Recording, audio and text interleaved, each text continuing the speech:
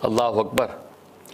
हज़रत यूनुस अलैहिस्सलाम जब कश्ती में बैठे हैं, अब कश्ती तुग़यानी आ गई, कश्ती डगमगाने लगी। तो मल्लाह ने कहा कि लगता है कि कश्ती के ऊपर कोई भगौड़ा गुलाम आ गया है, अपने आका को छोड़ के कोई गुलाम आ गया इसके ऊपर, तभी ये कैफियत हालत पैदा हो गई है। अब वो कौन है जी? हज़रत यूनुस अलैहिस्सलाम ने सोचा कि वो तो मैं ही हूँ, मैं अल्लाह के अमर सानी सुने बग़ैर निकल आया हूँ। कहा कि मैं हूँ। कहते नहीं हज़रत आप कैसी बात कर रहे हैं, नहीं नहीं नहीं नहीं मैं ही हूँ। कुरानंदाज़ी की, हज़रत यूनुस अलैहिस्सलाम का नाम निकला।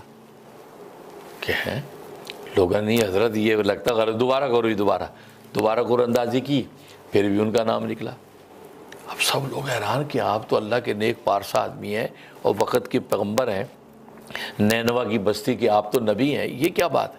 कहते मैं मेरा ही नाम है, मैं ही भगौड़ा गुलाम हूँ। क्योंकि सारा किस्सा तो उनको पता था कि जो सूरत हाल थी। तो कुरान में अल्लाह ने उनकी एक अदा तक को जिक्र किया। तीसरी मरतबा फिर कुरानंदाज़ी की, फिर भी उनका नाम निकला। अब लोगों को समझ में नहीं आया कि ये क्या माजरा है। जैसे यूनुस अलैहिस्सलाम ने फैसला किया कि मैं ही वो भगौड़ा गुलाम हूँ, अपने आका की सुने बगैर भाग आया हूँ। ये कह के आपने जो है छलांग मारी। जैसे दरिया में छलांग मारी, इधर आका तो खुद भी देख रहा सारा नज़ारा। मछली पहले से मुकर्रर कर दी, वीर मछली को कहा इसको अपने पेट में ले ले, खबरदार ना हड्डी टूटे, ना जिल्द को नुकसान पहुँचे, ना कोई ज़ख्म आए, इसको अपने पर महफूज कर ले। गोया कि अल्लाह तबारक व तआला ने जो इताब जाहिर करना था उसकी बतौर सज़ा के तौर पे वो मछली के पेट को एक जेल बना दिया कि चंद इसके अंदर आप रहेंगे भाई, क्योंकि आपने अमर सानी सुना नहीं और बस्ती वालों को कह के निकला है, इतनी जल्दबाजी की। कुरान ने एक एक चीज़ को वाज़ेह कर दी।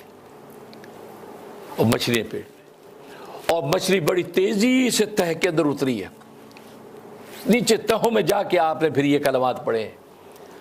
इसलिए उलमा फरमाते हैं ये कलमात हैं आप अपने उन गुनाहों के बारे में जो आप जानते हैं या नहीं जानते हैं, बस इन कलमात का विर्द शुरू कर दें। अल्लाह तबारक व तआला जब आपके गुनाहों को माफ़ कर देंगे तो ऑटोमेटिकली आपकी ज़िंदगी के सारे कोने खुद ब खुद दुरुस्त हो जाएंगे।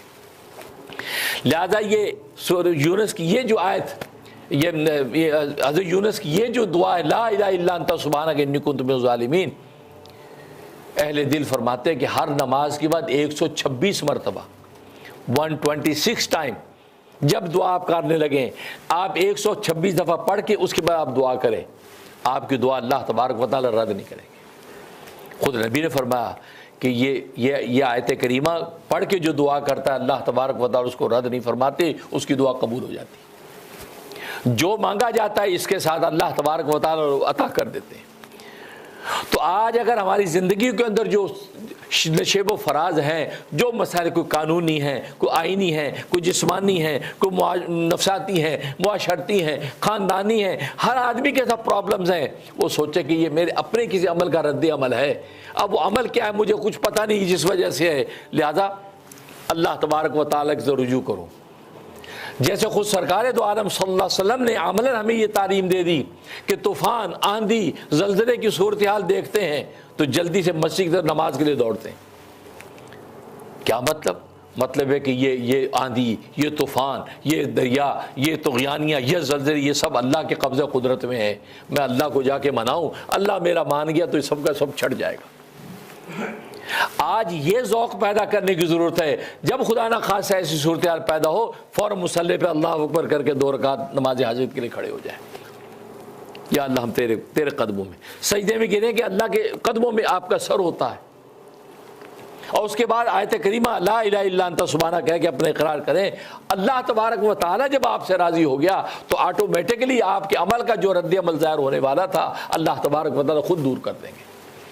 आज ये ज़ौक़ इबादत हम में ख़त्म हो गया। हम ईद उद के ढोकसले करेंगे, दुनिया के वकीलों को ढूंढेंगे, लेकिन हस्बुनल्लाह व निअमल वकील की तरफ नहीं जाएंगे। उस वकील को आवाज़ दो, उस वकील से पूछो अजीब बाइला क्या होता है, अजीब वकील साहब केस हमारा डालो। वकीलों की तदबीर करना ये भी शरीयत की इजाज़त करें, लेकिन नेमल वकील को तो ना भूलें। आज नेमल वकील की तरफ देखता कोई नहीं, दूसरे सारे वकीलों को फीसें दे के वो बगैर फीस के बैठा है। हस्बुनल्लाह व निअमल वकील, सबसे बेहतरीन मैं वकील हूँ, मेरी तरफ तो आओ। मैं दुनिया के वकीलों को तदबीरें समझाऊंगा, मैं इनको गाइड करूंगा, मैं इनको फतह के रास्ते पे लगाऊंगा, तुम मेरी तरफ तो आओ। आज हम अल्लाह को पुकारे बगैर दुनिया के सारी तदबीरें करते हैं। नहीं नहीं, ये मोमिन की शान नहीं है। मोमिन की शान ये है कि वो ज़ौक़ उसका ये हो कि सबसे पहले अल्लाह के सामने सजदा रेज़ हो, सबसे पहले उससे मांगे, उसके बाद फिर तदबीर करे, फिर अल्लाह तबारक व तआला तदबीर में बरकत डाल के कामयाबी अता फरमाते। तो लिहाजा तो आयत करीमा तो सबसे पहले अपने आप को मुजरिम करार दे कि दुनिया में जो फसाद है मेरी वजह से है, बस